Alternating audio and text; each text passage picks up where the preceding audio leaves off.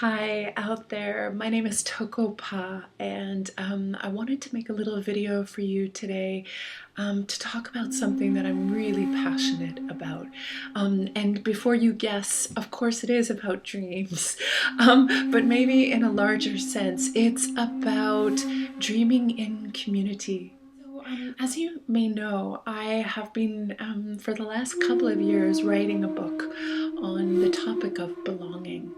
And for those of you who are wondering when the heck it's coming out, the answer is I do not know. It continues to write me, and I continue to be its disciple. And then, of course, it will have to be wielded into a readable form. So please bear with me as I continue to tackle and wrestle with this complex and important topic. And the reason why I'm writing on this topic, it really has to do with silence. So one of the things that I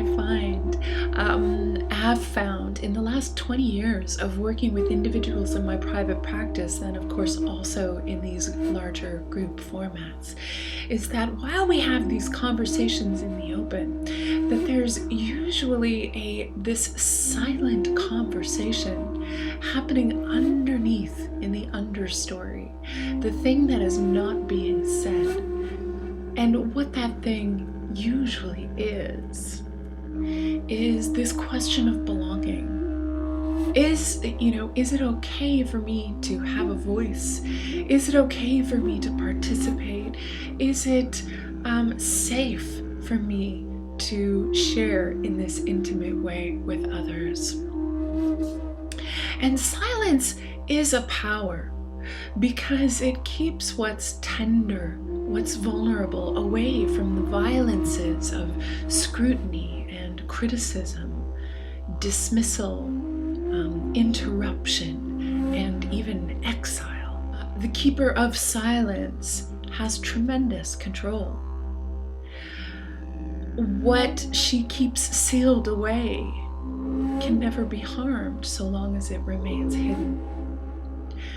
But when does silence turn upon its keeper and become the captor, right? When does it inhibit the natural impulse to speak, the urge to sing, the longing to disagree or name an injustice or invoke change? Yeah?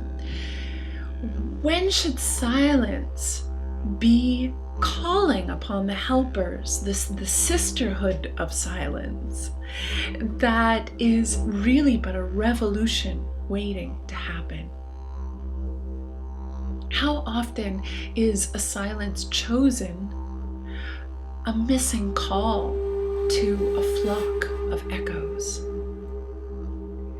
And so when we undertake dream work, we are, of course, working at the level of the personal to dissolve those invalidations and impediments to our own creativity and well-being in the world. But when we gather in community in the form of a dream lodge, or what I like to call dream council, where we come together to share our dreams with one another in a sacred, compassionate way,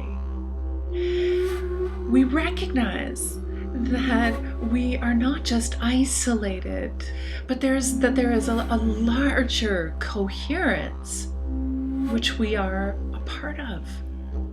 And when we hear one another's dreams, it becomes very clear. And then the work is about availing ourselves to that larger, invisible temple that we're building together. And even when we return to our own lives, that temple remains in our consciousness and in actuality as a place of shelter for others who can then take refuge.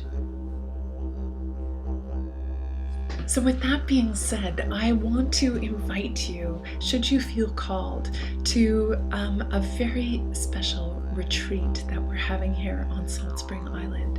It is a weekend retreat in November, the 20th to the 22nd, and it's going to be, of course, on this beautiful island where I live, which I want so much for others to experience. But also, it's going to be on a farm called Stoll Lake Farm, which is an incredibly beautiful piece of land, which is cultivated by this group of people who are in and of themselves an example of a living, dreaming community. All of the food that we will eat has been grown by their hands and cooked and prepared with exquisite grace. And then they open their doors to us that we may practice our medicine under their gorgeous handcrafted roofs. If for some reason you're unable to join us for this weekend, I do offer online versions of the same dream lodges and dream groups, which I'll leave some information in the links at the bottom of this video for you. I hope this reaches you well and that it offers you some encouragement towards bringing your own precious things into the open today. With all my love, until soon. Thanks for listening.